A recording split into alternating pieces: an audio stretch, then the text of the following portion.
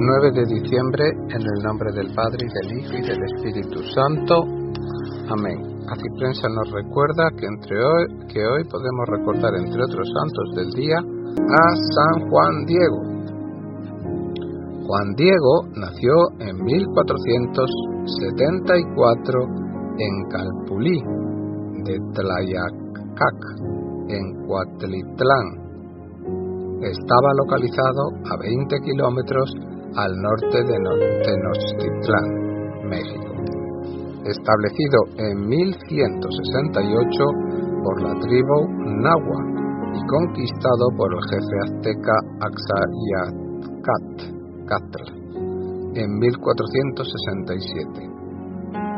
Cuando nació, recibió el nombre de Cuatlotoatzin, que quiere decir el que habla como águila o águila que habla. Juan Diego perteneció a la más numerosa y baja clase del imperio azteca. Según el Nican Mopua, era un Macehuallí o pobre indio, es decir, uno que no pertenecía a ninguna de las categorías sociales del imperio, como los funcionarios, sacerdotes, guerreros, mercaderes, etc., ni tampoco formaba parte de las clases de esclavos. Hablándole a Nuestra Señora, él se describe como un hombrecillo o un don nadie, y atribuye a esto su falta de credibilidad ante el obispo. Se dedicó a trabajar la tierra y a fabricar matas, las que luego vendía.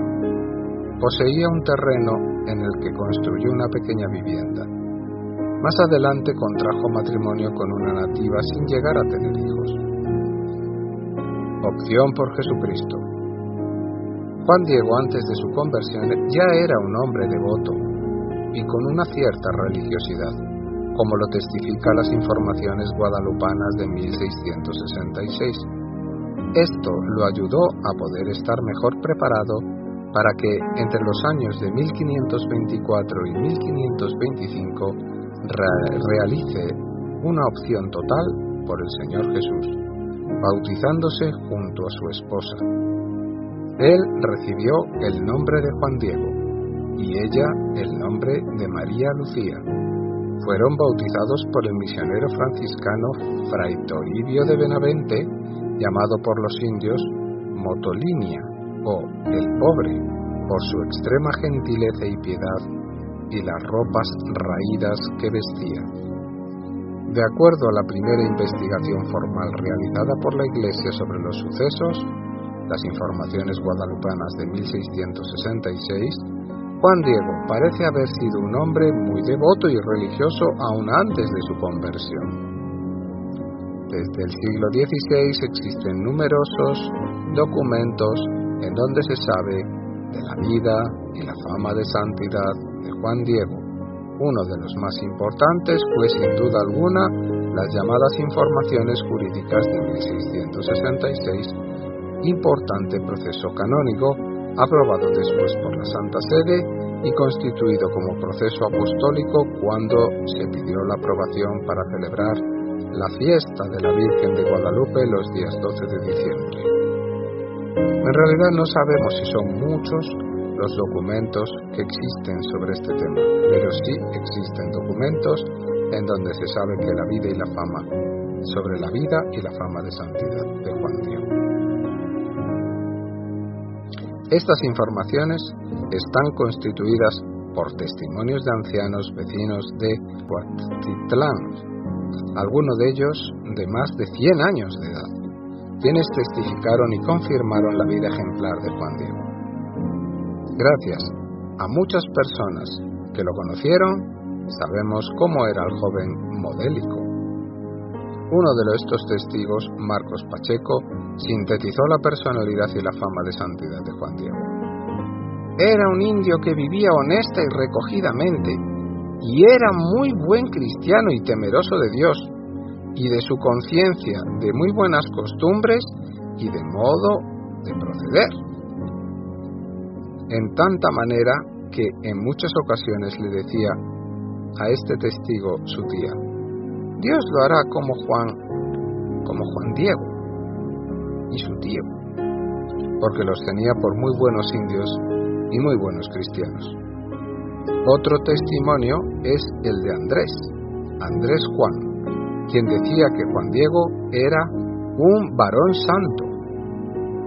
En esos conceptos concuerdan unánimes los otros testigos en estas informaciones jurídicas. Por ejemplo, Gabriel Suárez, doña Juana de la Concepción, don Pablo Suárez, don Martín de San Luis, don Juan Suárez, Catarina Mónica, etc. Juan Diego efectivamente era para el pueblo un indio bueno y cristiano, o un varón santo. Ya solo estos títulos bastarían para entender la fortaleza de su fama, pues los indios eran muy exigentes para atribuir a alguno de ellos el apelativo de buen indio, y mucho menos atribuir que era tan bueno que llegaba a considerarse ya un santo en vida, como para pedirle a Dios que a sus propios hijos o familiares los hicieran igual de buenos y santos como Juan Diego. Juan Diego era muy reservado y de un místico carácter. Le gustaba el silencio. Realizaba frecuentes penitencias. Solía caminar desde su poblado hasta Tenochtitlán a 20 kilómetros de distancia para recibir instrucción religiosa.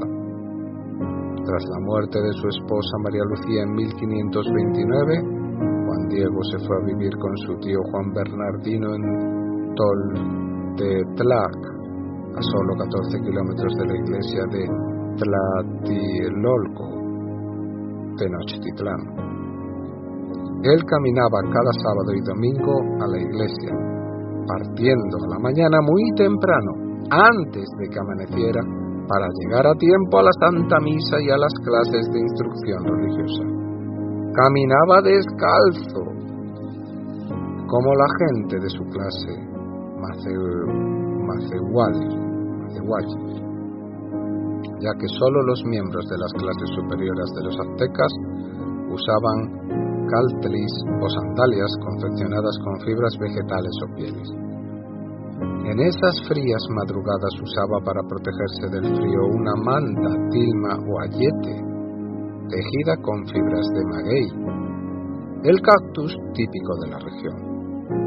El algodón era solo usado por los aztecas más privilegiados. El sábado 9 de diciembre de 1531, muy de mañana, durante una de sus caminatas camino a Tenochtitlán, recorridos que solían tomar unas 3 horas y media a través de montañas y poblados, Juan Diego se dirigía a la misa sabatina de la Virgen María y al catecismo, a la doctrina en Tlatelolco, atendida por los franciscanos del primer convento que entonces se había erigido en la Ciudad de México. Cuando el humilde indio llegó a las faldas del cerro Tepeyac, en donde actualmente se le conoce como Capilla del Cerrito, de repente escuchó cantos preciosos, armoniosos y dulces que venían de lo alto del cerro, y le pareció que eran coros de distintas aves que se respondían unos a otros en un concierto de extraordinaria belleza. Entonces observó una nube blanca, resplandeciente, y que se alcanzaba a distinguir un maravilloso arco iris de diversos colores. Juan Diego quedó absorto y fuera de sí por el asombro, y se dijo: ¿por ventura soy digno yo, soy merecedor de lo que oigo? Quizás no más lo estoy soñando, quizás solamente lo veo como entre sueños. ¿Dónde estoy? ¿Dónde me veo? ¿Acaso allá donde dejaron dicho los antiguos maestros antepasados nuestros abuelos, en la tierra de las flores, en la tierra del maíz, de nuestra carne, de nuestro sustento? ¿Acaso en la tierra celestial? Hacia allá estaba viniendo, arriba del cerrillo, del lado de donde sale el sol, de donde procedía el precioso canto celestial.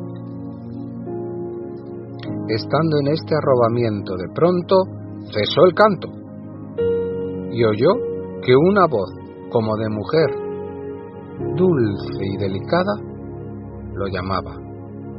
De arriba, del cerrito, le decía por su nombre, de manera muy cariñosa: Juanito, Juan Dieguito. Sin ninguna turbación, el indio decidió ir a donde le llamaban. Alegre y contento, él comenzó a subir el cerrito, y cuando llegó a la cumbre, se encontró con una bellísima doncella, que allí lo aguardaba en pie, y lo llamó para que se acercara.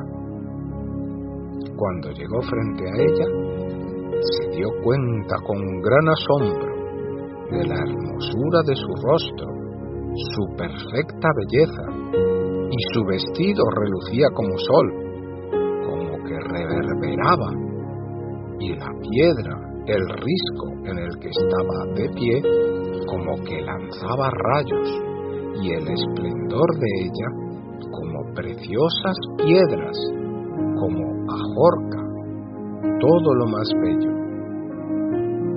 La tierra como que relumbraba por los resplandores del arco iris en la niebla, y los mezquites y nopales y las demás hierbecillas que allá se suelen dar parecían como esmeraldas. Como turquesa aparecía su follaje, y su tronco, sus espinas, sus aguates relucían como el oro. Todo manifestaba su presencia divina.